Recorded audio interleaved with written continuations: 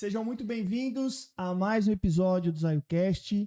E no episódio de hoje nós estamos com um convidado que manja tudo de gestão e de tributação, dentre outros assuntos muito relevantes, ainda mais para esse momento no Brasil, né, Gustavo? Exatamente, cara. E antes da gente fazer a apresentação, como de costume, do nosso convidado, nós temos alguns recados. Isso aí. Eu tenho um recado para você que busca alavancar as vendas do seu negócio através da internet. A Zai está uma assessoria de marketing que já juntou centenas de empresas a fazer esse feito tão importante. Aqui na tela tem um QR Code, você escaneando, você vai ser direcionado para o nosso site. Com pouquinhas informações, você vai ser direcionado para o nosso time comercial e a gente bate um papo para entender como a gente pode fazer você também vender através do teu site, através do Shopee, do Mercado Livre, de marketplaces, né? E ganhar esse feito tão importante que é pivotar nesse mercado que tanto cresce no Brasil. Luiz, deixa eu faltar alguma coisa? Não, só aquela frase É nossa que a gente combina sempre. E é muito importante que tu faça isso, porque a empresa que não vende... Quebra. É isso aí. A gente ensaia isso 6 meses para não errar. Vamos lá para a apresentação do nosso convidado, Daniel Leonetti, é assim que se pronuncia? É assim mesmo. Com mais de 21 anos de experiência, é CEO da Compliance Contabilidade e Consultoria, uma empresa especializada em transformar números em decisões estratégicas. Atua com foco em gestão, planejamento tributário, BPO financeiro e contabilidade consultiva, ajudando empresários a crescerem com segurança, clareza e resultado. Daniel, seja muito bem-vindo ao ZaioCast. Obrigado, Gustavo, Luiz. É uma honra estar aqui com vocês, né? Eu gostaria muito de estar aqui numa posição de jogador de futebol, que era um dos meus sonhos. Meu pai era jogador de futebol, mas ele falou assim: filho, vai estudar que você ganha mais. CLT, os caras quando tem uns memes, né, que o cara é meio ruim, isso aí vai ser CLT. E daí eu fui estudar, né? E é uma honra estar aí com vocês, com a audiência de vocês. Vamos ver o que eu consigo somar aí no propósito e na vida das pessoas. Perfeito, mas provavelmente ele não era bom, né? Claro, No pô. futebol, como o pai falava. Claro, filho. Eu era goleiro. Goleiro geralmente é um cara... Teu pai era goleiro, né? Meu pai foi goleiro profissional, Leonetti. Ele começou no Fluminense do Rio de Janeiro, né? Ali foi bicampeão brasileiro em 83, 84. Depois foi para o Atlético Goianiense, rodou o Brasil, foi eleito melhor goleiro do estado de Santa Catarina em 94. Concorreu bola de prata, de ouro a nível Brasil pelo Atlético Goianiense. E viemos parar em Blumenau, né? Cidadezinha aqui, próximo de vocês. Cidadezinha, não, uma grande cidade. E ali ele acabou virando empresário. Virou empresário e nossa família cresceu ali em Blumenau. Cara, é bacana, cara. História, né? Eu rodei o Brasil com ele. Fui criado em estádio de futebol, centro de treinamentos e tudo mais. E eu olhava assim pro meu pai e pensava, quero um dia ser igual ao meu pai. Aquela coisa do filho que ama o pai, sim. Eu quero ser que nem meu pai. Só que ele falou, não, filho, a beleza não existe. Por trás tem muita coisa diferente, complicada de se lidar. Vai estudar, o pai vai te ajudar e que você vai ser muito mais feliz. Então tá bom, pai. Aí ele virou empresário. Aí eu virei empresário. Boletos pra pagar, funcionários e assim vai. Desafios, né? Não, filho, não vem jogar futebol, é difícil, é complicado, tá bom, vou abrir uma empresa, pai. Contabilidade, né? Tipo, contabilidade, só coisa fácil. Isso aí. Cara, muito bacana. O pessoal começar a te conhecer um pouquinho, a gente tem uma série de perguntas aqui, a gente sempre traz convidados que a gente acredita que vai ajudar e contribuir para nossa audiência, para os nossos clientes, para os líderes, gestores que nos acompanham. A gente fala sobre reforma tributária, sobre gestão, sobre números, mas a gente sempre começa perguntando um pouquinho da tua história. Se tu puder resumir para o pessoal o começo da tua jornada, né, até chegar onde tu chegou hoje. Claro. Bom, fui universitário, sou formado em ciências contábeis, né? Me formei numa universidade na cidade de Blumenau. E sempre ligado a negócios, né? Comecei como office boy, escritório de contabilidade. Fui crescendo, virei supervisor contábil nesse escritório. Já tinha 3 pessoas ali crescendo. E me formei em ciências contábeis, né? Tive a oportunidade de caminhar com professores. E logo que eu estava um pouco próximo de eu terminar minha universidade, eu fui para o ramo da auditoria independente. Né? Trabalhei no escritório de porte médio aqui do sul do Brasil na área de auditoria e consultoria, onde tive a oportunidade de estar presente junto com conselhos, com diretores, com C-levels, com CEOs de empresas de São Paulo, Paraná e Santa Catarina. Né? Sempre comecei como pica-pau, que chama, né? Na auditoria tem o pica-pau, e assistente de auditoria e cheguei a ser auditor sênior, já caminhando para uma sociedade. E nesse meio de auditoria e consultoria, fiz o meu primeiro MBA, que foi em Finanças e Controladoria, e depois fiz um segundo MBA em Direito Tributário, Compliance e Contabilidade.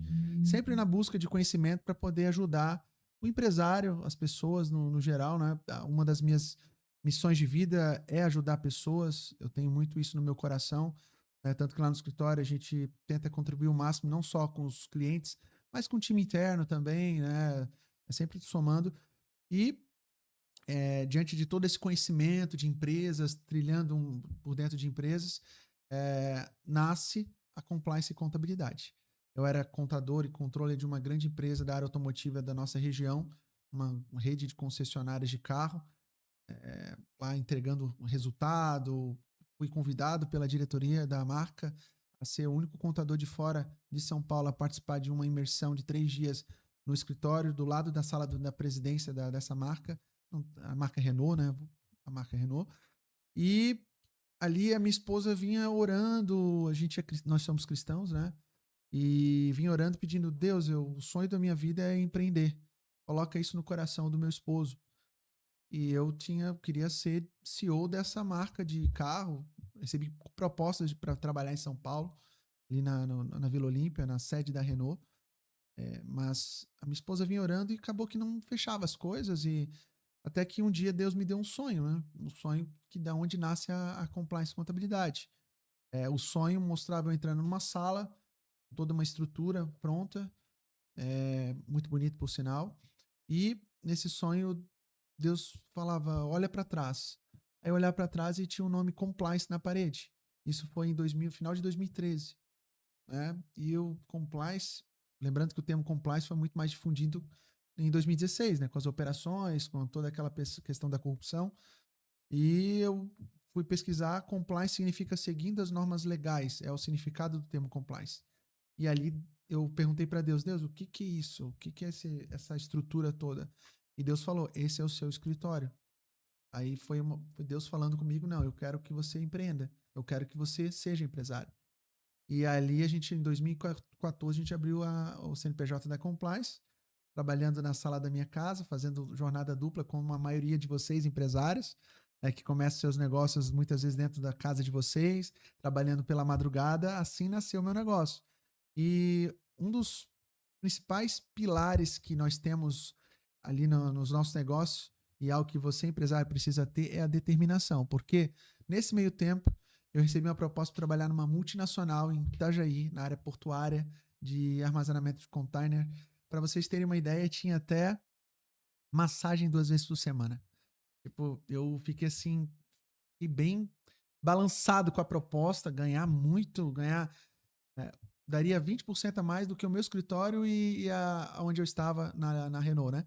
Eu peguei, agora abandono meu escritório e vou me jogar para Itajaí, morar em Itajaí, na praia, aquela coisa toda, olhando para aquela situação que eu vivia e buscando uma nova situação. Mas eu tinha um propósito, Deus já tinha me confirmado. Eu fui consultar um dos meus mentores, o meu pastor, e ele falou assim, olha, eu acho que não.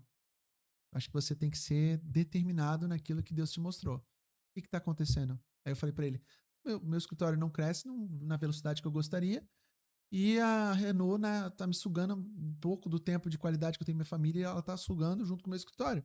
E o retorno financeiro não tá chegando. Daí ele falou assim, isso vai uma dica para você, empresário. É a questão de metas e objetivos, né? Ele falou o seguinte, tá, como é que você tem traçado as suas metas e seus objetivos? Como é que você tem pedido a Deus? Eu vou falar muito de Deus nessa mesa, tá? Aí eu falei, ó, meu amigo, eu tenho que falar assim, Deus abençoa o meu negócio. Ele falou, não, você está traçando metas e objetivos errado, colocando diante de Deus errado. Você tem que colocar números diante de Deus, você tem que colocar metas diante de Deus. Deus, até o final do ano eu quero faturar tanto, eu quero ter tantos clientes, eu quero ter tantos colaboradores, eu quero crescer. Faça isso, defina um tempo e veja o que ele vai fazer diante do teu trabalho e do teu esforço. Isso me trouxe uma determinação muito grande. E hoje um dos nossos pilares é a determinação. Então, a Compliance nasceu com isso. Você, empresário que está me escutando, que está nos escutando aqui, Muitas vezes vem propostas tentadoras, propostas que aos seus olhos é até melhor, mas aquilo que o sonho, eu vejo que todo negócio nasce de um sonho. Ele não é assim, vou montar um negócio. É um sonho. Todo empresário tem os seus sonhos e talvez a sua empresa seja um sonho. Um dos meus pilares principais é a determinação. Seja determinado naquilo que, com certeza, Deus vai abrir as portas e no prazo dele aí, diante do seu trabalho, você vai conseguir alcançar os resultados. Então, esse foi o Daniel Leonetti ao longo da trajetória. A gente nascemos em 2014, a Complice, com 3 clientes amigos. Né? Desses 3 clientes, a maior parte deles ficaram inadimplentes durante todo o ano de 2015. E eu tirando do rendimento da empresa que eu era contador, da Renault, para bancar o escritório. E em 2016 eu quase abandonei, que foi quando veio a proposta e tudo mais, quase. Mas acabou que a gente foi determinado ali. Então, aí. Hoje nosso objetivo é ajudar empresários, né? Ajudar eles a alcançar a lucratividade. 2015 foi uma das maiores crises que teve no Brasil, né? E 2016 foi o impeachment da Dilma, não foi? Foi impeachment, O quanto isso refletiu naquela época? Tu tem indícios do que tu viu ali disso impactar diretamente nessa inadimplência, por exemplo? Sim. Em 2015 teve inadimplência, mas a gente continuou crescendo como contabilidade, né? Mas eu vou falar, um dos nossos maiores clientes era a própria Renault, porque logo a gente terceirizou, né? A Renault virou cliente da Complice. E nós vimos uma pegada, em 2014, a Renault tinha sido eleita a melhor concessionária, categoria M do Brasil. A gente estava com uma lucratividade alta, os meus clientes da contabilidade também estavam crescendo, contratando. E do nada, assim, zerou pedido. Zerou venda. 2016 ali. Zerou as vendas. Ninguém queria comprar, por exemplo, carro. Ninguém queria comprar carro. Primeiro que entrar no financiamento de longo prazo era muito complicado, porque não sabia para onde o Brasil iria caminhar. E os nossos clientes, a gente já tinha um grupo de clientes, né, bem considerável. Então, em 2014 a gente abriu, em 2016 a gente bateu a casa de 25 clientes. 23 clientes, 25 clientes. Então, desses 25, se não me falha a memória, uns 7, 8 fecharam seus negócios. Porque zerou o pedido, não teve mais pedido. Uhum. E aí a crise é aquilo, ou todo mundo fala, né? Na crise tem aqueles que choram e tem aqueles que vendem lenço. Então nós resolvemos ajudar os nossos clientes a mudar, a se transformar. Então, eu lembro teve clientes que a gente entrou para dentro do negócio deles, implantamos gestão, cortamos alguns gastos, otimizamos a questão da margem dos seus produtos, mostrando para eles que se eles comprassem de tal fornecedor, de tal, poderia ter uma vantagem competitiva, cessa um pouco o lazer, né, dá uma segurada nos gastos pessoais. E trabalhamos muito com a questão de planejamento estratégico e orçamento. Na Renault, nós tínhamos quase 200 colaboradores, e aí a gente entrou junto com o time, né? Todo um time na época. Nós elaboramos o primeiro orçamento para 2017. 2016 foi o ano de análise e a gente elaborou o primeiro orçamento em 2017. E daí, cortando pessoas, aquela situação toda. Mas em 2017, 2016 nós fechamos com prejuízo. Acho que pouquíssimas empresas não fechou com prejuízo. Mas em 2017 a gente teve um dos maiores lucros da história. Fruto do quê? De planejamento. Então, em toda crise, talvez o empresário passa por uma crise e pensa em desistir. Mas a crise é uma oportunidade de rever processos, de rever sua estrutura, de rever a sua cadeia, seu portfólio de produtos, fazer aquela análise de curva ABC, né, dos seus produtos, o que mais vende, o que menos vende, cortar aquilo que não tem uma boa margem, focar naquilo que gera caixa. Então, em 2016, foi isso que a gente fez com os nossos clientes. Nós entramos para dentro da operação dos clientes, pensamos com eles, eu fazia reuniões de maneira às vezes exaustiva. Eu tive clientes que eu atendia até à noite, 10 horas da noite, 11 horas da noite, estava em reunião com o cliente, muitas vezes na casa dele ou no escritório dele. Então foi um período, mas temos clientes até hoje conosco, de 2016, que passamos juntos por aquela crise, e até hoje eu tenho um cliente, uma rede de lojas do varejo na área de imóveis ali em Blumenau. Ele fala assim, o Daniel não é apenas meu contador, ele é meu amigo, porque no momento mais difícil, nos momentos mais difíceis da minha vida como empresário, ele estava do meu lado. Ele tinha uma lojinha lá no Estreito, em Floripa, né? E aí a esposa ficou grávida e ela foi uma das primeiras pessoas a saber que ela estava grávida. Ela falou assim, Dani, por favor, fala com ele pra gente vir pro Blumenau. Eu não aguento mais aquele local. Eu virei pra ele, cara, tu vai ser pai. Vem pra Blumenau. Blumenau é uma terra de prosperidade, você vai crescer muito. E hoje ele tem 4 lojas na cidade de Blumenau, né? E ele é gratidão, né? Então, naquela época a gente entrou muito nessa situação com os clientes, sabe? E muitos hoje estão num outro patamar de vida, de time. Então, toda crise é uma oportunidade de você se reinventar. Toda crise é uma oportunidade de você visualizar momentos melhores. Na crise, não adianta você, empresário, ficar parado. A gente fala bastante com os nossos clientes lá, também da Eleven Consultoria, né? Eu também faço parte da Eleven Consultoria, que é o nosso braço de consultoria hoje. E crescimento não é sinônimo de movimento. Muitas vezes o crescimento também é um problema, se não for bem planejado. Então, muitos deles se movimentaram na época da crise. Eles não cresceram, mas eles se movimentaram. E nessa movimentação é que houve o crescimento seguro. Eu faço essa analogia até em cima de uma fala de um amigo meu, e uma empresa ela tem que se movimentar no modo cruzeiro, como se fosse um avião, do ponto A para o ponto B, modo cruzeiro. E geralmente os piores momentos de um voo é na decolagem e na aterrissagem. Nenhuma empresa tem que ter momento de aterrissagem, porque quando se fala de aterrissagem é porque você está descendo, você está indo para um patamar abaixo daquilo de onde você está. Porém, se você consegue subir, alavancar, e a Zayo está aí para fazer isso, para colaborar essas empresas a alavancar os seus negócios. Passou esse momento de crescimento, a empresa ela passa a se movimentar em modo cruzeiro. E nessa movimentação é que vem os resultados. Não é no crescimento. O crescimento ele é doloroso para muitas empresas. Né? A gente lá no escritório, uma das maiores dores é time. A gente estava falando isso antes. Né? Então, o time é um dos maiores problemas que muitas empresas têm. Flávio Augusto fala que quem encontra como é que ele fala? Quem encontra encontra um bom colaborador, encontra um tesouro. Né? Quem encontra um talento, encontra um tesouro. Essa é a frase dele.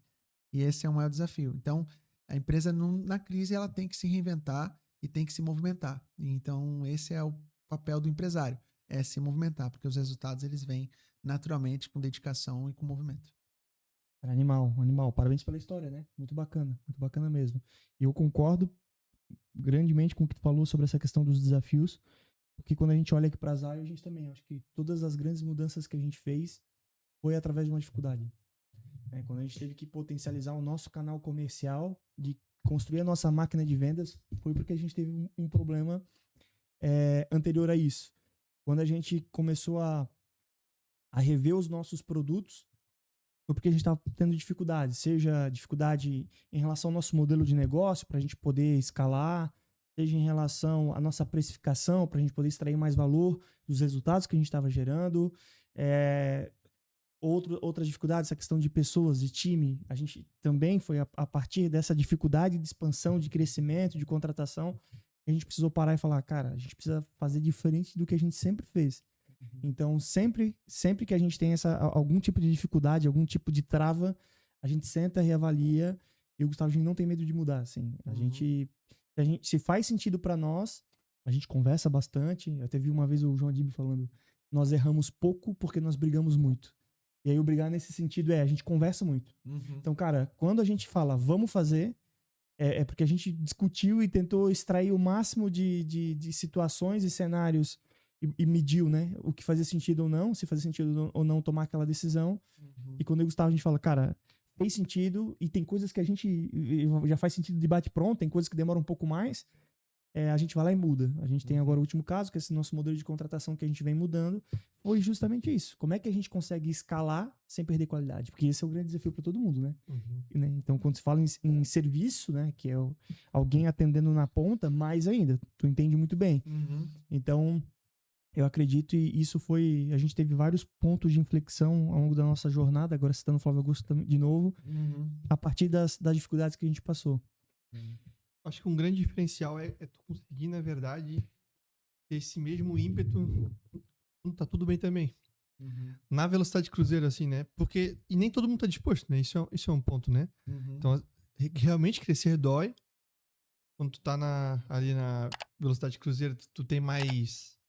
As coisas rodam mais tranquilamente, tu tem um pouco mais menos dor no processo, né? Tá um pouco mais confortável. Só que também o conforto traz um pouco de conformidade, né? Um pouco de... Uhum. Tu para ali, né? Tu não continua crescendo. Uhum. E para fazer coisas grandes, tu tem que permanecer em crescimento, né? Uhum. Só que é super desafiador.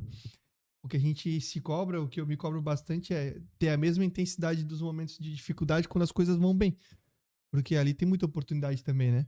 Então, assim, tá indo bem, beleza, mas o que pode fazer? Tipo, que bom que tá indo bem, né? Mas o que a gente pode fazer a mais? Onde é que tá o a mais? A gente acertou um produto e a gente fica falando, cara, qual é o próximo? Uhum. Tipo, qual é o próximo? A gente se provoca isso todo dia. Tipo, a gente pensa muito nisso. E tem um muito bem, que a gente tá dando muita energia, porque hoje é o nosso 80-20, é o nosso foco. Uhum. Mas qual é o próximo? Pra que a gente continue se provocando, né? E até uma coisa, antes tu tinha até mandado mensagem no nosso grupo ali, né? Provocando sobre justamente isso, que é um produto que a gente precisa voltar. A gente já fez ele, a gente deu uma pausa para ter foco. Uhum. Porque é isso, como é que tu consegue manter o que tá acontecendo, continuar escalando o que tá acontecendo, mas ao mesmo tempo também testar coisas novas. Uhum. Então eu continuo dando vazão àquilo que tá funcionando, mas eu também preciso, a depender do momento, a depender do time, né? Não é uma regra para todos os cenários e todos os contextos. Uhum. Mas a gente se coloca nessa situação de, legal, tá dando certo, bacana, eu tenho uma equipe, criei um modo que funciona aqui, preciso testar coisa nova. Sim. Então a gente tá sempre nesse Essas processo características que vocês estão falando é o que diferencia do empresário daquele empresário de sucesso. de crescimento. Porque existe vários modelos de negócio e vários empresários, né? E tá tudo bem, né? Tá tudo bem. A pessoa ela tá empreendendo, está empreendendo. Mas aquele empresário que quer sempre mais, que é audacioso, que é corajoso, que não se satisfaz com aquilo que já tem, esse sim consegue um nível de sucesso. Sabe? Consegue destaque, consegue bons resultados diferentes e não tem medo de testar, né? E validar, né? Eu acho que isso tem que ser algo que o empresário tem que testando. A gente está agora lá na Compliance lançando alguns produtos na área tributária. Eu não estou vendendo, a gente está estruturando, mas eu tenho esse mesmo pensamento. O que eu posso fazer diferente? O que eu posso criar para o meu cliente que vai gerar caixa para ele, que vai gerar resultado para ele? Então, ontem eu fui dormir 2 horas da manhã estudando 14 teses tributárias de recuperação de créditos que eu quero entregar isso para o meu cliente. Eu quero que ele tenha primeiro, que a gente tenha novos produtos, mas que o cliente também tenha novos resultados. Porque muitos do empresário, eles têm que ser incentivados também a querer mais, sabe? A gente atende hoje lá mais de 150 clientes e crescendo. E existe clientes que realmente, como você falou, tá bom. Eu tenho já uma boa estrutura familiar, uma boa estrutura patrimonial, meu negócio empreende, cresce, já emprega e tá legal.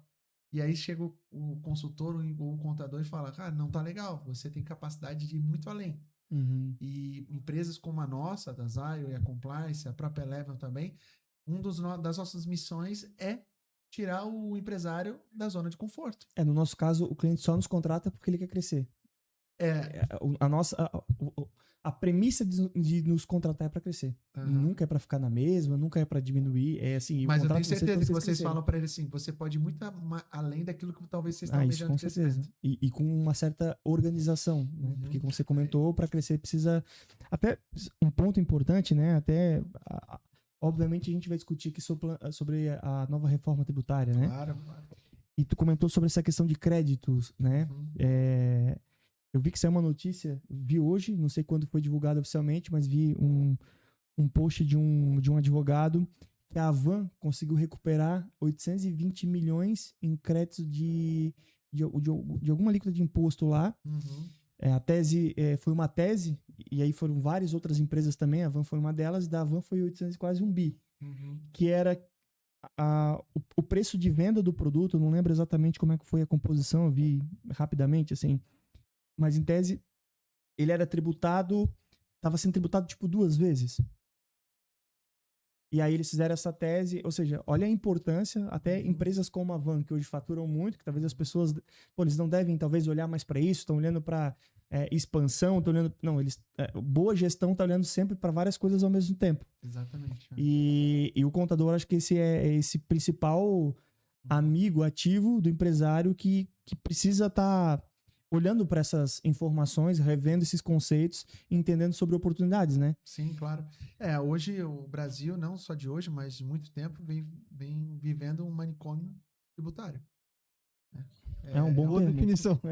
É algo assim surreal, né? Até eu sou um profissional muito otimista com a reforma. Diferente de muitos empresários e muita fake news e muitos contadores, até colegas contadores falando sobre a reforma de maneira pejorativa, eu vejo que a reforma vai vir para alinhar e deixar muito mais claro os aspectos tributários para nós e também até mesmo para o investidor externo, para possíveis investidores.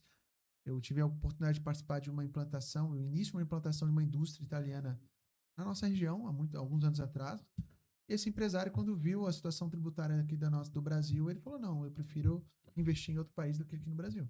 Porque eu não consigo... Sábio. Eu não consigo mensurar margem. Eu tenho uma margem hoje, daqui a 2 dias já não tenho mais. Por exemplo, questão de FAO, diferencial de alíquota, submissão tributária, são aspectos estaduais. E hoje o empresário, o comércio, a indústria do estado de Santa Catarina tem um planejamento, de repente amanhã já não vai ter mais. Uhum. Porque amanhã já entrou uma nova alíquota de ICMS, ou tem que recolher ST, submissão tributária, em outro estado. Então ele resolveu não instalar. Então já a reforma tributária vai vir para trazer clareza sobre a visão tributária, como se recolhe imposto no Brasil. Mas, né? mas uma dúvida. E falando dos créditos, que é o que você comentou, Certo. nós estamos agora num momento crucial, porque o que acontece? Com a própria reforma tributária, o crédito ele vai ser amplamente tomado. Não vai precisar muito estudo para tomar crédito. O crédito eu comprei, vou ter o crédito do que eu comprei e vou bater daquilo que eu vender. Né? Por isso que eu vou criar 2 impostos, aquela coisa toda, o IBS e o CBS, para facilitar essa tomada de crédito. Então agora, começou esse ano a reforma, ainda na fase teste, 2027 é que começa, e nós temos muita coisa para falar sobre isso. Mas falando especificamente de crédito, as teses tributárias que hoje estão vigentes, eu posso falar exclusão de ICMS da base de cálculo PIS e COFINS, não regulamento de INSS patronal sobre aviso prévio indenizado, e aí por aí vai, sabe? Outras mais aí que nós temos, está chegando num ponto que daqui a pouco você não consegue mais tomar esses créditos, você não vai conseguir, né? Lá atrás, possivelmente foi isso que a Avan fez. Existe a questão de algumas teses que se você não entra com mandado de segurança agora, com o processo, tu acaba, quando sai a lei autorizando esses créditos, você tem que tomar dali para frente, você não consegue retroagir. Agora, se você entra com o processo agora, você consegue retroagir até a data do processo. Foi o que aconteceu. Foi isso que aconteceu, tá? Foi isso que aconteceu. Então, é algo que tem que ser muito estudado, muito bem planejado, porque tá aí, a data limite de crédito tá aí 5 anos para trás. Começou a reforma tributária, já vai reduzir bastante esse planejamento tributário, vai exigir um trabalho muito mais na questão de precificação, de margem, que a gente vai entrar depois, podemos entrar depois, mas a parte tributária agora, com essas teses tributárias, tem que ser muito bem estudadas e tomadas as ações agora, para poder trazer dinheiro para o caixa. Legal. Só o que eu ia comentar, mas tu acha que as pessoas elas são críticas ao novo sistema tributário? Essa reforma ela vai mudar o sistema de tributação?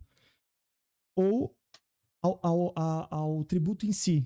Porque tem isso, né? Pô, legal que vai facilitar, que vai ficar mais simples. Todo mundo questiona e sempre reclamou sobre isso. Uhum. Empresas de fora mesmo que não são acostumadas com esse emaranhado assusta, né? Sim. E até aí, perfeito. Pô, simplificou, todo mundo busca simplificação, eficiência e tudo mais. Uhum. Mas junto com isso, normalmente vem aumento de imposto. De fato, vai vir aumento de imposto, tem setores que vão sentir mais do que outros. Qual que é a tua leitura sobre o imposto em si, o número em si, sobre essa mudança? As pessoas são críticas ao imposto. Exato. Não a maneira que está se configurando de transparência, de organização, mas sim ao imposto. Perfeito. Porque é fato, quando se cria algo novo nesse Brasil, é para se recolher mais. Você pode ter certeza que vai ter algum tipo de aumento de imposto, principalmente no imposto seletivo, né? Que é uma brecha que foi colocada na reforma, que o governo pode decidir quem paga mais ou menos imposto. Legal. Então, esse tem o IBS, tem o CBS e tem o IS, Imposto Seletivo. Então, isso foi uma briga, foi uma discussão. Mas as pessoas são críticas. Provavelmente não vai ter lobby, nada disso. Não, vai. imagina. O amigo do rei, né? Não vai ter isso. Mas, enfim. Porém, o que está se tratando de imposto, de alíquota, está sendo tratado de uma maneira muito, podemos dizer assim, muito sem cautela. Está faltando uma falta de cautela nas exposições. Por exemplo, quando se fala que uma alíquota, você vai pagar uma alíquota total de imposto de 28,5%, 29%, primeira coisa que vem na cabeça do empresário, vou fechar minha empresa? Sim. Ou eu vou mudar de país? Eu tenho clientes que toda semana sim, semana não, Quer ir pro Paraguai. querem ir para o Paraguai, para o Uruguai, querem mudar. Só que chegando lá tem toda uma cadeia de princípios que tem que ser cumprido. Por exemplo, no Uruguai você tem que ter um investimento mínimo em dólar. Que se converte para o real, estamos falando na ordem de 5 milhões de reais. Tudo bem, para as grandes pode. Mas o que é a falta de cautela? Quando se fala uma alíquota de 28,5%, está se falando que, como se fosse assim, eu vendi por 100, R$ 28,50 é de imposto. Não. Para você vender por 100, você comprou aquilo ou teve um custo de produção de 50, de 60 reais. Sobre essa diferença que podemos dizer que você vai pagar 28,5%. Por quê? Você vai tomar crédito e você vai ter o débito. Um menos o outro é o teu imposto. Então, se você dividir o teu imposto, o valor do teu imposto, pelo teu faturamento, não chega a 28%. Vai dar uma alíquota bem menor, porque você tomou os créditos também. Tá? Então, é algo que tem que ser tomado muita cautela. Nós ainda tem muita água debaixo dessa ponte para correr, tá? Mas o que eu posso dizer é que vai ter um pequeno aumento, vai aumentar a parte tributária, mas eu vejo que isso também é para você que é empresário, é uma oportunidade de você rever o teu negócio. Porque nós estamos falando de split payments que vai entrar, nós estamos falando de maior alíquota de imposto, ou seja, se você não tiver um processo de precificação muito bem estruturado, um trabalho de contabilidade consultiva, de análise de resultado muito bem feito, realmente você vai estar fora do mercado no médio e longo prazo. Porque as empresas elas vão correr com isso, e você, empresário, tem que correr com isso. Daniel, tem um ponto sobre isso que a gente estava discutindo com um amigo nosso, é que também vai separar um pouco os homens dos meninos, né? No sentido de... Ótima colocação. De, cara, ótima colocação. Quem faz as coisas erradas, a gente trabalha 100% dentro do que é legal, buscando sem pagar menos. Isso, né? Tipo assim... Dentro da legalidade, pagar menos. Essa é a premissa. Deveria fazer isso, pelo menos. Mas a gente concorre com quem não, né? Com quem não emite nota, com quem sonega, com quem faz N formas de não pagar imposto, né? Naturalmente, quando vem cercando mais, quem tá mais organizado sente menos. Com toda certeza. E aí vai competir mais também, né? Vai ser uma concorrência desleal, né? Inclusive até existe aquela operação... O termo correto para o que nós estamos falando aqui se chama isonomia tributária. É um termo usado no direito tributário. Faz sentido. Isonomia tributária é o quê? Todo mundo deveria pagar a mesma carga tributária, né, e ter o mesmo poder de concorrência. É que todo mundo pague os seus impostos da maneira que fala a lei. Ponto final. Assim, a competitividade vai ser o quê? Na briga pelo melhor fornecedor, poder de negociação, né? Briga vai sendo o quê? No teu atendimento. Uhum. Você perguntou algo muito específico, Luiz. Quem vai sentir mais a reforma? Quem vai sentir mais a reforma seremos nós, prestadores de serviço. Né? Porque a questão dos créditos e débitos ali, nós, o serviço, nós não temos tantos créditos assim. Porque a gente não compra nada. Nossa maior despesa, nosso maior custo é com pessoas. Né? Então, e a nossa margem também de prestador de serviço, olhando para uma indústria que gira em torno de 6%, 8% de lucro líquido, já um prestador de serviço, a margem é bem maior do que isso. Dependendo, logicamente, do nicho que ela atua. Então, quem vai pagar a maior parcela da conta da reforma tributária são os prestadores de serviço. Mas faz parte do jogo. Eu acredito que nós também teremos que nos reinventar. Nós também precisaremos... Aí as pessoas vão falar assim, tá, mas como é que vai funcionar? Como é que eu devo fazer? Na prática, vai ser uma cadeia de transferência de custo, né? Tributário.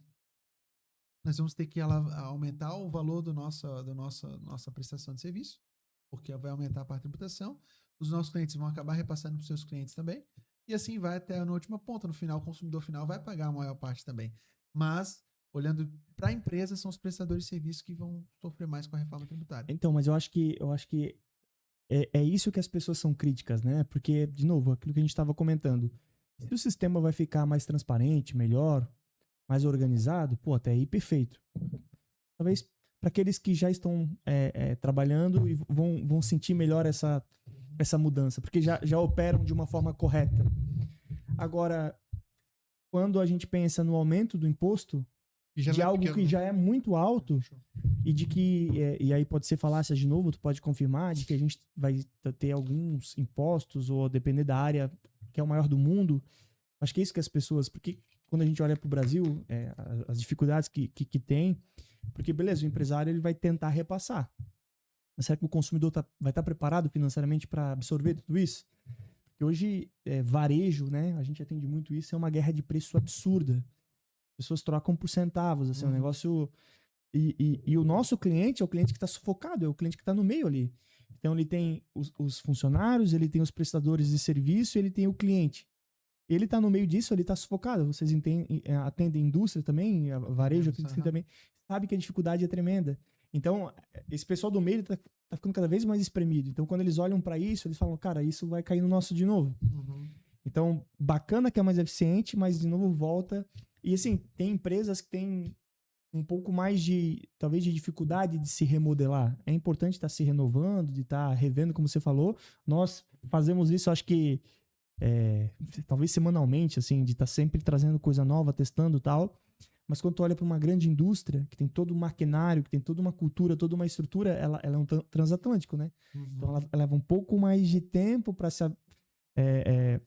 para poder modificar essas estruturas e tudo mais. Então é muito difícil, né? A gente é muito empático com essas pessoas porque são os nossos clientes, são as pessoas que estão ali sofrendo no dia a dia. Então, vamos ver como vai ser. Espero que a gente encontre uma luz no fim do túnel aí, no fim das contas. Sou um cara muito otimista, mas eu também entendo a realidade, né? Quando eu conversei com o próprio Felipe Guerra no Congresso Brasileiro de Contabilidade, ele faz parte do conselho lá na Receita Federal, lá tá junto com ele falou que a reforma tributária ela foi idealizada para não onerar ainda mais o empresário.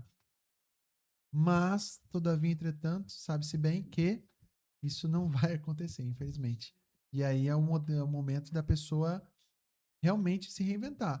E daí nós temos os bons parceiros, né? Aqueles que vão estar do lado, né?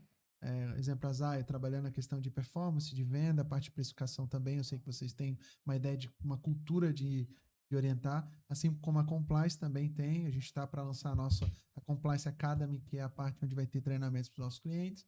A própria Eleven Consultoria, que é uma empresa que eu faço parte, também tem essa ideia de que o empresário não dependa do consultor para tomar suas decisões, mas sim de dados gerados pela consultoria, sabe? É uma pegada diferente, sabe? Para o empresário poder se movimentar, né? Então, realmente, com toda essa parte vai exigir muito mais de gestão.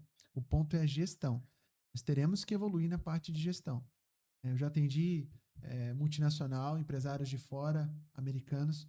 Eles têm uma visão de negócio muito avançada, não estou aqui querendo menosprezar o empresário brasileiro, nós somos muito criativos e muito resilientes naquilo que a gente faz. Porque é aquilo, o Brasil já passou por tanta crise. Sim. E o empresariado do Brasil continua firme. Porém, o empresário americano e europeu, eles têm uma visão diferente, um pouco mais de rapidez, sabe? De tomar decisões rápidas. Análise de dados e decisões rápidas. É uma das características dos empresários de fora do Brasil. Algo que para nós brasileiros, a gente ainda é meio... Talvez a nossa cultura, né? Quem aqui nessa mesa teve aula de empreendedorismo no 2º grau? Ninguém. Não tem, não existe. Agora que está querendo, você falando bastante sobre isso, tem alguns políticos que já são empresários olhando com outros olhos quanto a isso, né? Já o americano, ele já aprende desde pequeno, cara. Já é algo que está enraizado. O que eu percebo também é que o brasileiro, ele é muito inspirado, né? Ele é muito essa veia o empreendedor, o cara que vai na abraçada, ele acorda cedo, ele faz, ele tem empenho. Isso é muito bom. Só que começo de qualquer negócio, qualquer coisa assim, até na analogia do avião, onde tu bota mais força quando tu vai decolar. Sim. Então é importante. Só que tu precisa ter a técnica. Tu precisa buscar a técnica. Tu precisa buscar... Se tu é dono de negócio, tu tem que saber de gestão. Tu não pode ser aquela pessoa que vive na correria, apagando incêndio. Eu teve um vídeo do Rafa esses dias, né? um dos sócios da Eleven falando sobre isso. Muitas vezes o cara centraliza tudo nele, muito porque ele tem a incapacidade de colocar outras pessoas para fazer. Então não é que é um mérito, é um demérito isso.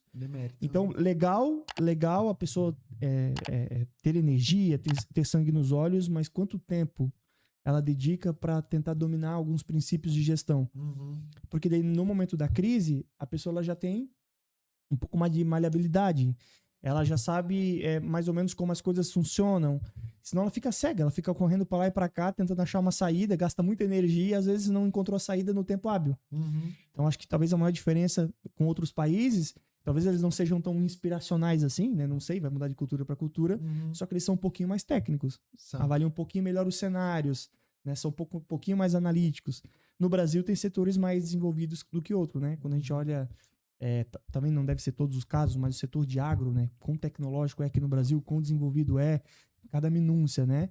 É claro, vai para o agro talvez mais aquela familiar, mais interior, talvez já é um pouquinho mais inspiracional nesse caso. Sim. Varia de setor para setor, momento para momento, né? O que acontece é que as decisões hoje no mundo dos negócios, elas têm que ser tomadas com muito mais velocidade, né? Pensou em lançar um produto, lança. Testa, valida e lança. Porque nesse tempo, será que eu vou ou não vou? Já tem outro lançando. Né? Será que surgiu de repente uma oportunidade de captação de crédito para incentivar numa nova planta industrial? Toma ou não toma esse dinheiro no mercado? Decida rápido, porque daqui a pouquinho perdeu o prazo dessa captação. O empresário geral brasileiro, geralmente ele faz investimento com capital de terceiro, né? Então, as oportunidades com capital de terceiro hoje está escasso, está bem complicado, mesmo por causa da Selic, né? Então, isso prejudica Dinheiro tá caro, né? a oferta de crédito, mas mesmo assim eles ainda estão tomando para investir. Então, as decisões têm que ser tomadas muito rápidas. E aí que entra a questão de você ter esse conhecimento. Porque quando você tem o conhecimento que você falou, Luiz, você analisa, em 10 minutos você analisa o resultado. Em 10 minutos você vê a tua capacidade de pagamento, tu vê a tua necessidade de capital de giro, você vê até onde você consegue ir com aquela decisão. Então tem que ser tomado muito rápido. É agilidade. O mundo dos negócios hoje é pautado em agilidade, em velocidade. Eu tava falando com um cliente nosso, ele tava perguntando sobre o reajuste de preço da loja física, né? Ele tava perguntando o que eu achava de uma mudança de preço, o que poderia acontecer, né? O foco é majoritariamente atacado e vende no varejo também. A minha pergunta primeiro foi, quanto do teu faturamento é varejo? Não tinha esse dado preciso. Ele não tinha esse dado. Preciso não. Sim, não, é tantos por cento. E daí a pergunta é muito simples. Qual é a margem atual e qual é a margem com a nova precificação? Por exemplo, se atualmente é 20% e tu vai ter 40%, se cair pela metade não muda nada. Né? Da margem de contribuição. Mas ele não tinha nem a quantidade que era atacado, varejo, perdão, e nem a margem na ponta do lápis. Então, tipo, torna muito mais difícil. Talvez ele sinta só a queda no faturamento e não necessariamente, aí é uma visão equivocada, né? Uma das maiores dificuldades para o empresário hoje é você saber o que é despesa e o que é custo. Tipo, o empresário hoje, não tô falando todos, mas uma grande maioria não sabe. Mas fale mais que vai virar um corte. Fala mais sobre isso. Qual a diferença de despesa e custo? Despesa e custo. Custo, quando se fala de custo é tudo aquilo que está ligado à produção, atividade fim da empresa. Tudo aquilo que é necessário para produzir o produto da empresa ou na prestação de serviço. Isso é custo. Existem os custos variáveis e os custos fixos. Isso para a parte de cálculo de margem de contribuição é essencial. E existe o que a gente chama de despesas. As despesas é aquilo que é o suporte, é o que está por trás do objetivo principal da empresa. São as áreas de suporte administrativo, até a própria parte comercial, quando não há variação de valores conforme o faturamento, também é uma despesa comercial. Tá? Agora vamos lá. Se eu sei separar isso muito bem, identificar, você consegue ter algo na tua empresa que se chama ponto de equilíbrio. Ou uns chamam de break-even, que é o quê? O quanto de faturamento que eu preciso ter para viver. Então, quando a gente separa os custos das despesas, a gente consegue identificar aquilo que é fixo. Se você separar, dividir o que é fixo pela tua margem de contribuição, que é um indicador que todo empresário deveria saber, que você falou que muitos não sabem, você já tem o teu ponto de equilíbrio. Então, basicamente isso. Custo e despesa. O empresário ele precisa saber disso, porque isso pode definir o rumo do negócio deles. Se eles não sabem o quanto que é o seu custo, a sua despesa, aquilo que é fixo, aquilo que é variável, ele acaba tomando decisões em cima de achismo. E contra dados não há argumentos. Quando se tem números, você toma decisões assertivas. Agora, quando vai no achismo, ou você pode ir para um local indesejado, onde você, como empresário, não gostaria de estar. Daria para atribuir custo a custo variável e despesa a custo fixo, ou eu tô só delirando aqui? Tá falando de custo fixo para como trabalhar com Administrativo, por exemplo, é um custo que fixo. existe uma visão contábil, contabilidade geral e a contabilidade de custos, né? É, Quando se trata de contabilidade de custos, é essa questão de classificar o que é fixo e o que é variável. perfeito. Agora, quando é uma contabilidade geral, contabilidade como ela é, aí nós temos apenas custos e despesas. E o custo dentro do custo vai tanto custo fixo como variável.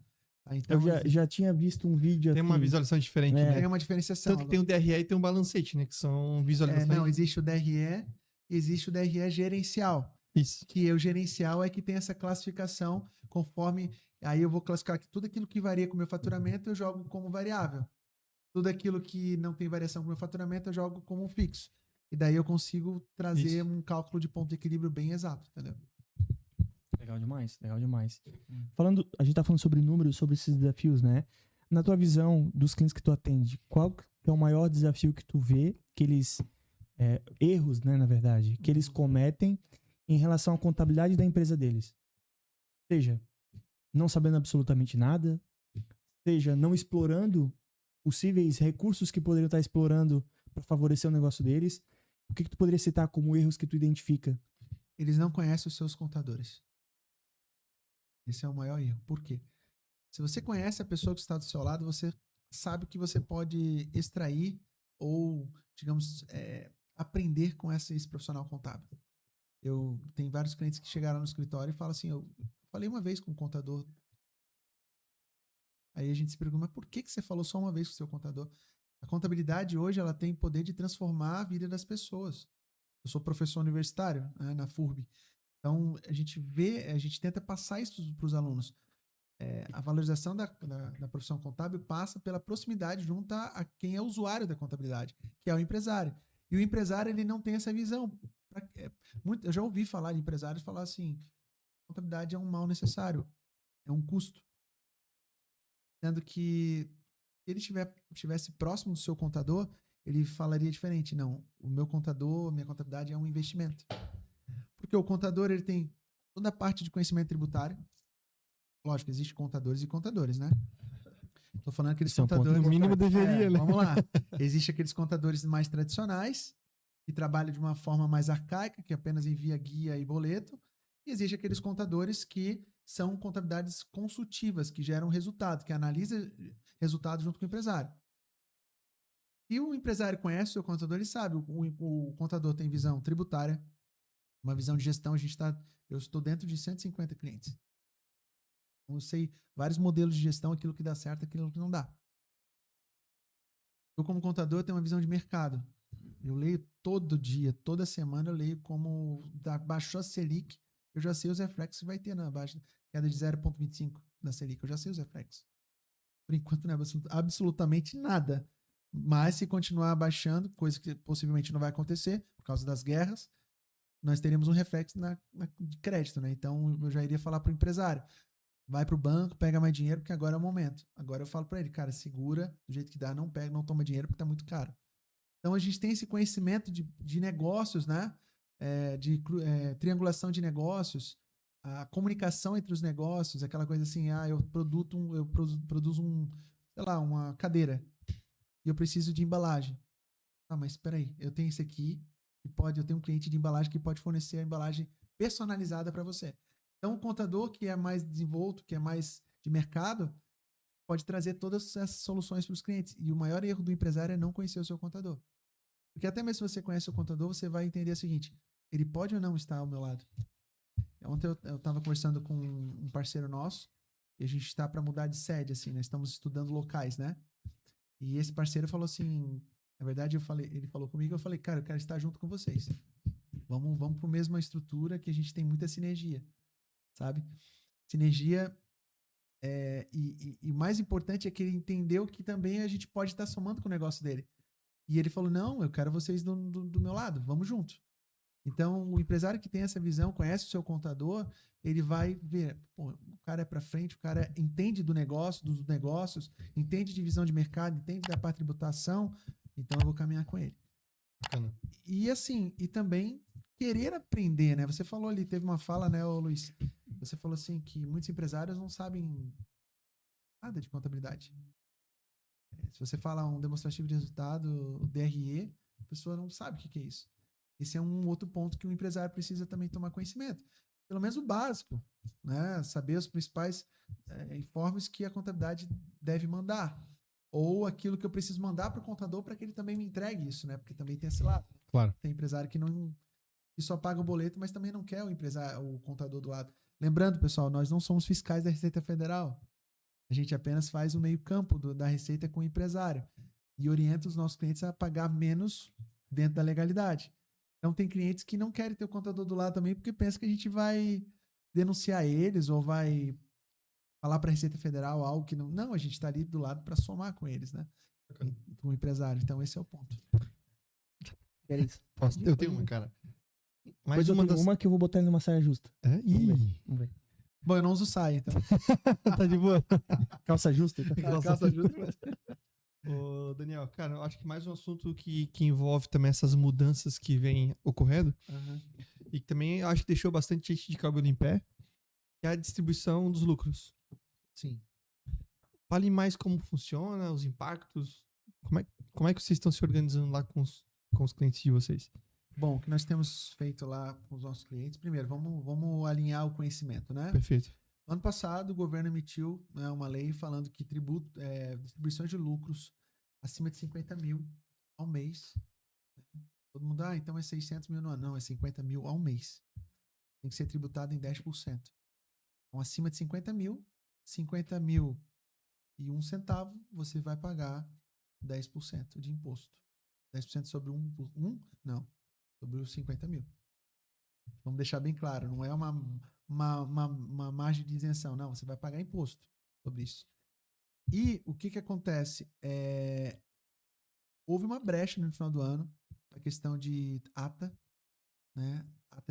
Para você poder ter uma isenção desses lucros acumulados que a maioria das empresas tem, para que você conseguisse distribuir nos próximos 3 anos, tem o pagamento dos 10%. Lá no escritório a gente fez para todos os clientes. Então houve uma brecha ali de adequação. Peraí, o lucro acumulado até 31/12/2025, você vai poder distribuir nos próximos 3 anos, acima de 50 mil não vai pagar imposto. Tá? Então as empresas, lá no escritório, a gente orientou todas elas a se organizar, né, de maneira que essa distribuição, caso passe de 50 mil, né, a gente declare isso e pague os respectivos impostos. Aí você vai perguntar assim, tá, Dani, qual foi a orientação para não pagar esse imposto? Né? Na verdade, sim, não tem muito para onde correr, mesmo com a fiscalização dos PIX, que já está rodando em 2026, 2027, a declaração de imposto de renda 2026, em 2027, vai ter muita gente que vai ter grandes problemas, porque tem recebido volume alto de PIX na pessoa física, e isso não está sendo declarado como distribuição de lucro. Esse é um ponto. Então nós orientamos os nossos clientes a se organizarem. Exemplo, se porventura você compra itens na pessoa física para a tua empresa, não faça mais isso. Centralize na empresa as coisas que é inerente à empresa. Realmente o que a gente chama de regime tem um regime contábil que fala da segurança patrimonial, né? Equiparação patrimonial, tipo a divisão dos gastos, né? O que é da empresa, o que é da pessoa física é da pessoa física. Então nós orientamos os nossos clientes a, de fato, começar a praticar isso. Algo que muito se fala, mas pouco se pratica, né? E centralizar muito mais na pessoa jurídica, aquilo que é da pessoa jurídica, centralizar ali, para que a distribuição de lucro não seja tão alta. E vamos lá, se você compra na pessoa física itens para a tua pessoa jurídica, no cartão de crédito, por exemplo, eu tenho um cliente que paga 80 mil de cartão de crédito na pessoa física por mês. Porque ele, em vez de pegar um cartão corporativo e passar o tráfego pago na pessoa jurídica, ele passa na pessoa física. Passava, milhas. Né? Tudo por causa disso, tá? É claro que é. Tudo. Milhas. Porque na empresarial só pontua um Aham. para um, né? $1 para um. Aí na pessoa jurídica o cara tem um cartão lá 3,5, esperto ele. Aham. Agora não dá mais. Exatamente. O que vai acontecer? 80 mil de cartão por mês. Vai chegar na declaração do imposto de renda, 80 mil, 10%. 8 mil de imposto que você vai ter que recolher de maneira retroativa com juros e multa. E ele já teve 10% tributado agora no 80 mil, tu sabe, né? Sim. Do próprio tráfego pago também, né? Sim, o tráfego pago tem essa 20% a mais de imposto. que ele Essa nem foi a sabia. maior discussão com essa alteração da tributação da distribuição de lucro. Teve até uma discussão das empresas do Simples, porque a Lei Complementar 123 fala que o lucro do Simples Nacional ele é isento de imposto de renda. Né? E entrou naquela incógnita. Hoje, 80%, quase 90%, 88% das empresas do Brasil é do Simples Nacional. Então, eu devo pagar ou não devo? A Receita Federal veio e falou que tem que pagar. Eu estava com uma dúvida que surgiu em conversas. A gente ouviu, assim, várias Teses, né? teses de, inclusive, contadores diferentes. Tipo, em mais de um, advogados, enfim, realmente visualizando diferente. O que a gente ouviu por último, tá? Na última vez que a gente consultou. Todos os valores que a gente pagar a mais é acreditado no imposto de renda. Consegue lembrar a explicação disso? Porque, por exemplo, né? A gente é tributado 10% quando passa de 50 mil no mês. Né? Então, teve um mês lá que a gente gastou 80, distribuiu 80. Então, 10% 8 mil. Uhum. Mas no final do ano, é analisado também o anual. Um exemplo, 600. Aí, dos 600, vai pagar 10%, ou a partir de 10%, só do que passa dos 600.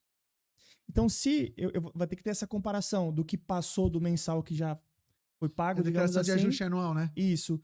Do que foi. Às vezes tem tipo um retroativo, um recebimento de novo, Uma que abate, se eu não me engano, restituição. da declaração de imposto de renda pessoa física. É isso? Olha, ainda não tem nada muito claro quanto a isso, tá? Ainda estão elaborando, mas a própria reforma tributária, a tributação sobre lucros e dividendos, a tributação sobre os rendimentos em si, tem uma tese do cashback, de créditos, que está se caminhando para esse local, mas ainda não está muito claro.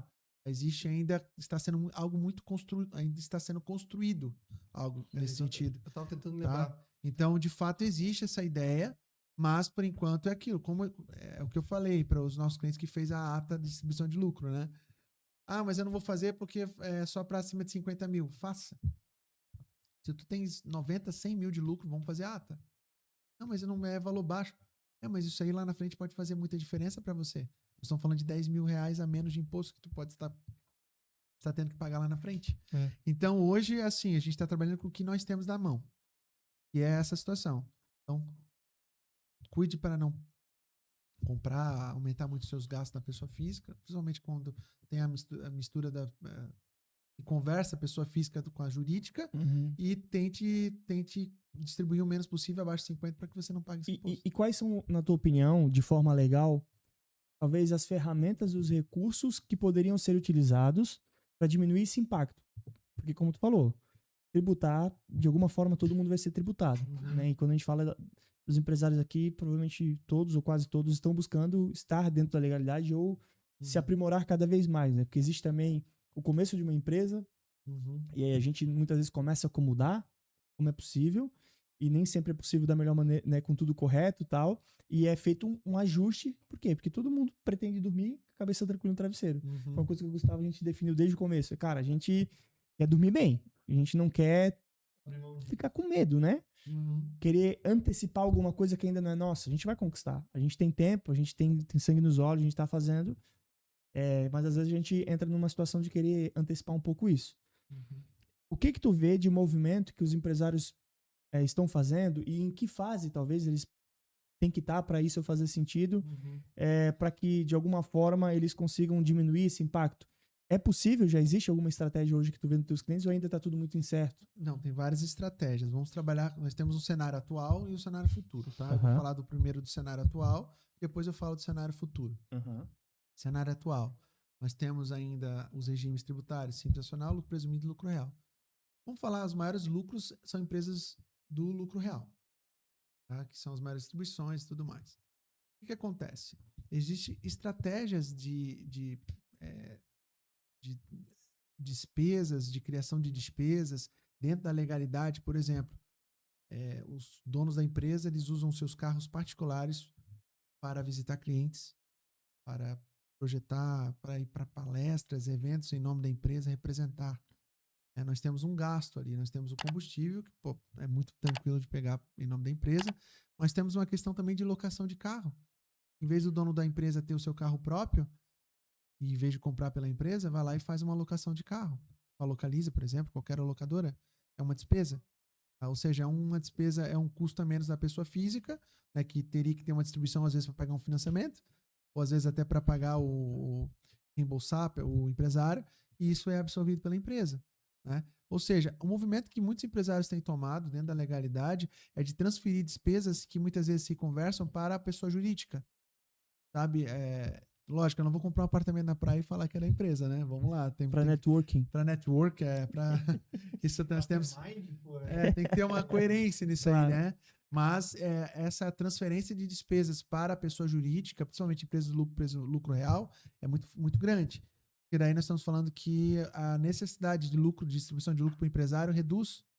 E essa redução acaba economizando na questão do lucros, tributação sobre lucro.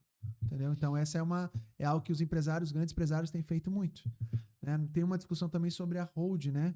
Tem também uma triangulação de hold ali, a questão da hold mista, a hold pura, a questão que as empresas não estão mais no nome do empresário, mas da hold.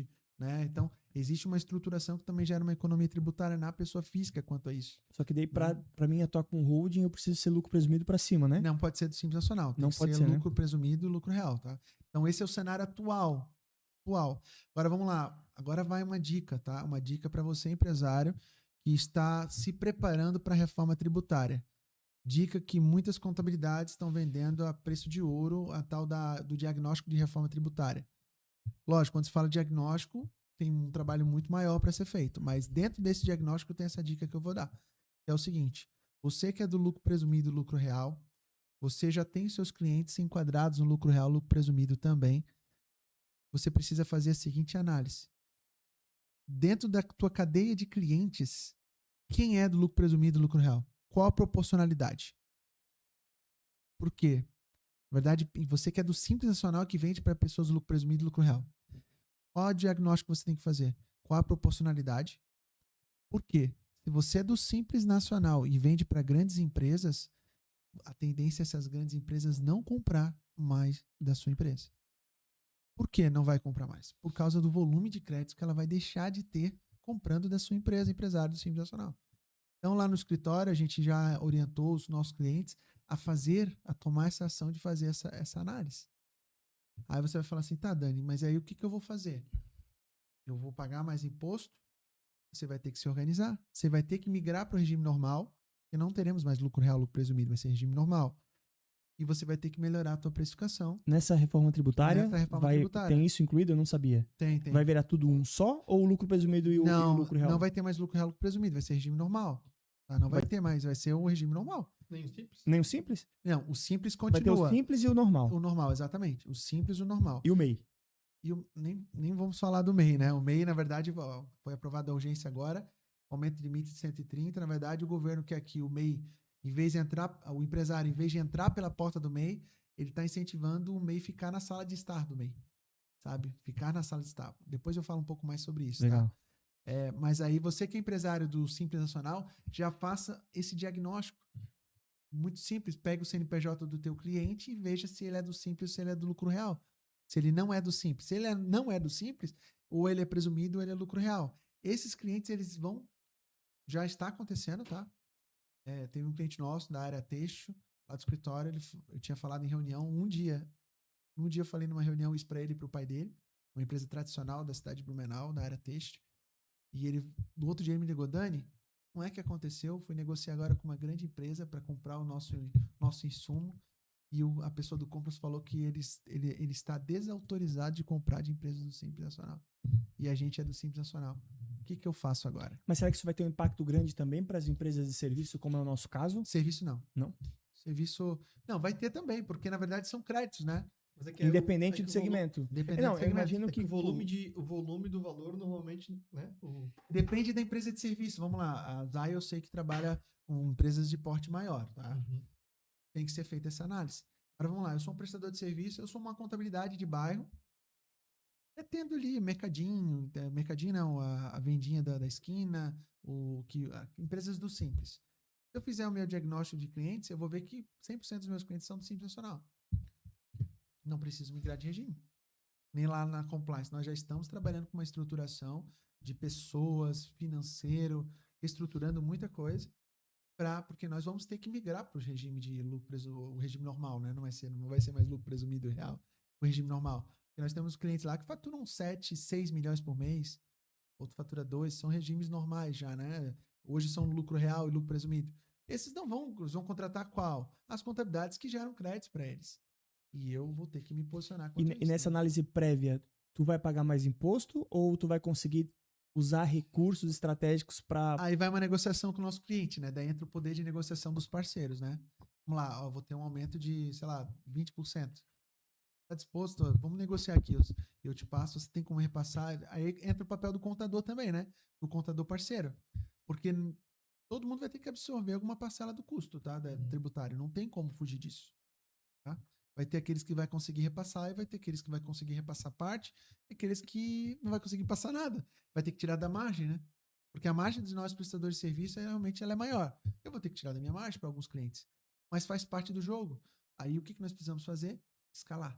Dani, mas tu não acha que talvez, por exemplo, assim, tu trabalha com uma indústria que fatura 4 milhões, mas ela gasta 3 milhões com insumos. E aí o custo de uma assessoria, o custo de uma contabilidade é um percentual muito pequeno comparado com os insumos, por exemplo. Tu acha que até desse tipo de serviço, desse tipo de volume, eles vão querer, tipo, não, se tu é simples, vou te tirar? Depende do nível da contabilidade, né? Porque tem contabilidade que vende preço e aquele que vende valor, né? Não, claro, mas hoje a minha assim, contabilidade, ela não é mais uma contabilidade, tem um valor, sabe? nem a nossa assessoria, mas o meu ponto é 2 milhões de faturamento de 4 milhões é 50%. Eu duvido que tenha uma contabilidade que cobre isso. Esse é o meu ponto. Sobre o volume. Tipo assim, talvez o volume não seja tão significativo para empresas que faturam nesse montante, né? Depende. Assim, olhando para essa ótica, eu concordo com você. De repente, a representatividade desse crédito é muito pequeno próximo daquilo que representa o seu custo. É isso que eu me refiro. Mas é um pouco do seu, é um pouco do tráfego, é um pouco da contabilidade, é um pouco do crédito, talvez, da empresa de limpeza que ela contrata, que é serviço também, é um pouco da pessoa que faz a manutenção dos ar-condicionados, é mais um pouco. A empresa, as grandes empresas, elas não olham apenas para aquilo, elas vão em pontos, elas olham geralmente tudo, sabe? Existe um dashboard, elas vão olhando esses indicadores, e quando se trata de crédito tributário, qualquer valor é valor, tá entendendo? Eu não vejo dessa ótica que as grandes empresas vão desconsiderar os prestadores de serviço. Eu vejo que eles vão olhar tudo. Eles vão olhar tanto a parte de custo, né, que é o principal, né, e muitos dos meus clientes vendem essa cadeia de custos, esses insumos para a indústria, né? Eu tenho tem uma empresa lá que vende aço, tem uma empresa que vende tecido, que vende tecido para facção, né, e tudo mais. Então, esses são os maiores impactados. Agora, quando uma empresa é grande, ela vai olhar para todos os seus custos, todas as suas despesas, tudo aquilo que gera crédito, sabe? No fim, quem vai pagar é o consumidor mais uma vez, né? Não, esse é o ponto, tá? Mas o principal, sabe, o Luiz e Gustavo, é a organização, a padronização dos processos, a análise, sabe? Nós precisamos evoluir muito nesse sentido, tá? De padronização, de processos. Eu atendo uma indústria de Brusque e hoje lá, antes eles eram muito dependentes de uma pessoa só. E era meio que um coordenador do parque industrial. Eles trabalham com commodities. Algo que a gente consome muito, café. E era uma pessoa que tocava toda a indústria. Essa pessoa já está com a idade avançada. Chegamos a um ponto lá que tem um livro que ensina o padrão de como tem que funcionar a indústria. Playbook. Né? Então, essa organização toda, isso também faz parte, porque, vamos lá, preciso contratar uma nova pessoa. Um dos maiores gastos de uma empresa é para o turnover, para treinamentos, Claro. para contratação. Vocês têm agência de contratação aqui ou vocês Temos. fazem o processo interno? É híbrido, né? A gente É faz híbrido. inteiro, mas também tem... Lá no escritório a gente faz todo interno. Mesmo porque como a gente está dentro de vários clientes, sempre rodando, eu estou sempre na rua, é muito fácil. Eu sou professor universitário também, e a nossa mão de obra é aluno, são os alunos também, e contadores e tudo mais, é um pouco mais fácil. Mas é muito caro você contratar hoje. Se você tem um processo muito bem alinhado, mais estruturado, algo que quando você prepara um padrão, você tem que preparar um padrão para qualquer pessoa e não para você. Tem algo muito claro, você consegue reduzir esse custo, né? Então, uma empresa, ela olha para tudo, sabe, Gustavo? Ela não olha só para o pequeno, ela olha porque de grão em grão se enche, como é que é? Tem um ditado. Galinha de papo. Exatamente. Então, No nosso caso, a gente atende pequenas e médias, né? Massivamente, majoritariamente, é tudo simples. Aí, obviamente, as empresas que são lucro real, talvez olhem a depender do volume e a significativo. Porque, por exemplo, a gente tem indústria que está indo para o e-commerce, mas, cara, o e-commerce ainda é um canal inexplorado. pois é, Pouquíssima relevância, esse assim. é um canal que é o maior desafio nosso como contabilidade, é mostrar também para o cliente novas formas de faturamento. E uma das maiores relutâncias que nós temos hoje é do empresário ir para o digital. É porque ele vai ter que entrar numa nova vida, né? Esse é o ponto. O cara tá 30 anos vendendo com representante, muitas vezes não tem nem energia para aprender, para se desenvolver, para contratar. É um pra jogo errar. diferente. É um jogo completamente diferente. Esse é o ponto. Eles não têm normalmente nem paciência, sinceramente, para se adaptar. E é por isso que tu vê, às vezes, alguém que acabou de sair do CLT, que montou um negócio atropelando e-commerce de gente que tem malharia há 40 anos. É normal. Não isso tem acontecer. gasto de energia, não tem investimento, o cara, não tem olhar. O cara tá ali, ó, ele que faz tudo, faz da melhor maneira possível, enquanto às vezes o grandão lá da malharia que vende pra Magazine, ele bota alguém lá que nunca trabalhou com isso, sem experiência, para tomar as decisões e dizer o que dá certo, o que dá errado, fazer uma análise. E aí, às vezes, simplesmente não funciona. Roda, troca 5, 6 vezes de empresas como a nossa, porque é sempre nós os culpados, e não dá certo. Tipo, é normal. É bem normal. E a cultura, né? Porque nem contabilidade também. O cara tá acostumado com os magazines ali, de, pô, pedidos gigantescos, caixas grandes, então não tantos pedidos, muito volume. No varejo é completamente inverso. Tu vai ter talvez 1000 pacotes, um a cada pedido. Então é muito diferente. Então tu tem que se adaptar a esse volume, atendimento, tudo muito rápido, tudo muito conectado, né? Tem então, que estar disposto. Mas é aquilo. É um sistema diferente. Nós temos mais empresas ou mais pessoas no Brasil? Muito mais pessoas, né? Ah, claro. Então a escalabilidade quando você vende no varejo é muito maior. Eu tenho clientes lá no escritório que vendem pro atacado e pro varejo. Eu tenho uma empresa, uma indústria de aramados lá que vende grelhas e vende espetos e bem grande assim, já tem um faturamento bem relevante. Quando eu falo grande não é a estrutura, muitas vezes grande é o faturamento, né? E ele vende para os mercados, Giasse, Condor, todos, Cooper. E eu já tentei colocar na mente deles que, assim, vamos lá, a abrangência de vocês é aqui, no máximo Paraná, Santa Catarina. Agora, se vocês abrirem um e-commerce, vocês podem vender para o Brasil todo. E ele tem que estar disposto a talvez ter produtos específicos para esse canal. Mas não entrou, tá? Mostrei para eles, a gente fez um diagnóstico, né? Mostramos para eles a escalabilidade do produto deles. É um produto de boa qualidade. Eu tô falando de grelhas não é de aço, é de inox, sabe? Então, poxa, um material bem acabado. Tem que ter disposição. E nem todo mundo tem. Nem todo mundo tem. E aí uma das sócias resolve morar na Irlanda ainda, daí complica tudo. Mas é que já responde um pouco dos objetivos, entendeu? Tipo assim, não tem como um de nós ir morar em outro país. Tipo assim, dados os nossos objetivos. Pode ser que chegue um momento que, cara, eu vou dizer, pô, Luiz, agora eu quero ficar mais tranquilo. Aí mas eu digo assim, tu não é mais um sócio operador, né? Exatamente. Porque hoje a gente é sócio operador. A partir do momento que a gente criou um time de executivo, um time de gente que toca a operação e a gente tá mais pra parte de, talvez, como é que é? Conselho de administração, alguma coisa mais nesse sentido, mais sócio ou não operando, com pontos estratégicos, funcionaria. Uhum. Mas E eu diria que hoje, momento, né? hoje não é mais questão de tipo assim, é mais um canal. Meu amigo, o mercado tá mudando, cara. Tipo, completamente, o consumo tá completamente diferente. Eu fui no evento e fui numa palestra do TikTok Shop. 80% do consumo na China é online. Nossa, isso é dica.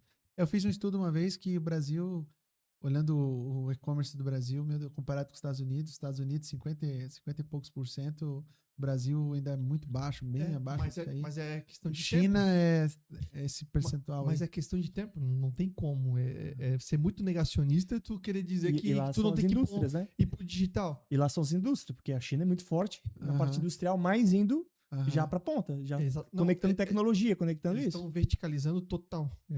Desde das peças, tu pega a BID, né? Tipo, faz as peças Bateria, faz e tudo. vende, cara. Tipo assim, de ponta a ponta, não tem terceirização de nada, é tudo dentro. O navio que traz é deles, né? Tudo deles, cara. Entendeu? Não, esse é o canal. É o caminho, né? O caminho. Até a gente olha. Vamos olhar por nós, né? Eu, como consumidor, todos os eletrodomésticos da minha casa eu comprei pela internet. Eu também. Eu tô começando a comprar roupa agora, tênis, tudo pela internet. Eu não saio mais pra loja. Raramente. Então é o caminho que vai ter que ser. Não tem pra onde mais correr. E como você falou, tem que ser algo, não é mais um canal. A gente fala que mais um canal porque é o principal dele, mas dependendo da estruturação, do suporte, pode se tornar o único canal. Tem um cliente lá da área texto que vende roupa e alfaiataria feminina. Tá lá conosco já há mais de 2 anos e tá crescendo. A gente tem reuniões mensais, tudo. Ele tá com um galpão hoje que isso é uma outra dica, que é algo que é para nós pensarmos. E eu aprendi com um dos meus mentores. Ele fala o seguinte: quando você for expandir o seu negócio, nunca faça expansão dentro daquilo que você precisa, mas daquilo que a tua visão enxerga.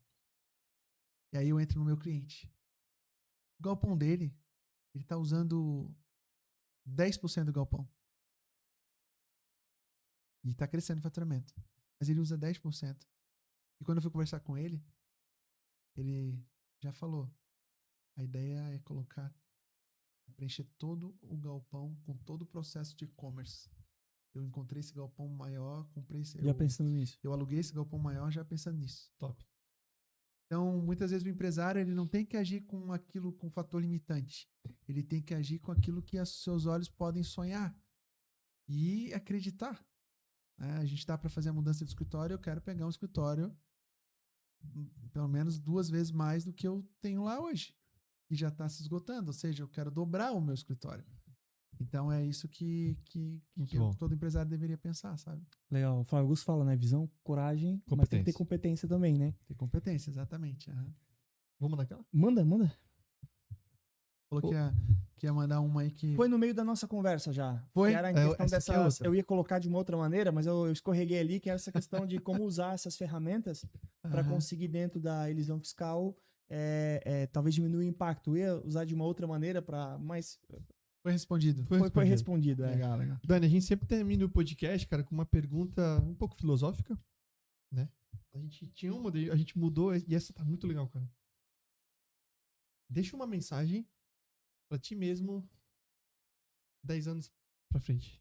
O que o Dani de hoje mandaria de recado pro Dani de daqui 10 anos, né? De recado pro Dani daqui a 10 anos? Pra ti mesmo, pro teu eu futuro. Vai ter uma notificação, imagina que vai ter uma notificação pro vídeo, vai abrir... O Elton já botou, né? Isso, já no teu e-mail, tu vai assistir esse vídeo e o Daniel de hoje falando pro Daniel daqui a 10 anos. Certo. Vou falar como se fosse pra mim mesmo, tá? Exatamente. É isso aí. Olha, Daniel, parabéns. Eu sei que você se dedicou muito. Foi cansativa a trajetória, mas valeu a pena. O seu filho de 23 anos está com 33 anos, casado, tocando os negócios. O seu filho de 3 anos está com 13 anos, mas já está estudando e está se dedicando. E não desista, porque ainda tem uma longa história. É só alguns anos a mais e logo você vai chegar naquilo que você quer, que é a tua tranquilidade tanto no aspecto familiar, patrimonial e também de pessoas, de relacionamento. Continua aí que tem mais 10, 20 anos pela frente. Muito mais, inclusive, né? Que vem muito mais. Pô. Perfeito, perfeito. Muito bom. Muito bom, Essa é uma muito bom. frase, é uma mensagem difícil, né? Mas eu quero depois cortar isso aí, eu quero escutar daqui a 10 anos. Boa. Faz Mas isso. Vai ser bacana. Eu Vai ser bacana. gostei da última frase aí do. Legal. Dani, obrigado, tá? Pelo teu tempo, pela tua disponibilidade de vir contribuir com a nossa audiência. É um tema muito relevante, muito importante. Nesse momento tá, assim, completamente inflamado, dado o peso que isso tem nas empresas, né? Uhum. E, pessoal, espero que tenham gostado. Comenta, curte, compartilha. Quem quiser te seguir nas redes sociais, pode passar. É Daniel Leonetti Oficial, né? Essa é minha rede principal. Lá tem muito conteúdo voltado para gestão, voltado para negócios. Praticamente muitas coisas também inerentes aos meus negócios, né? Mas ali é o meu canal principal. E tem os canais da Compliance e Contabilidade também, né? Compliance Conte no Instagram. Tem a Eleven Consultoria também. A Fast BPO Financeira. Então esses são os 3 canais dos nossos negócios aí que eu participo, né? E o que eu puder somar com a audiência de vocês, pode me mandar um direct lá que sou eu mesmo que respondo, não é outra pessoa não, tá? Show de Perfeito. bola. É isso, né? É isso aí, até o próximo. Até a próxima. Valeu. Obrigado.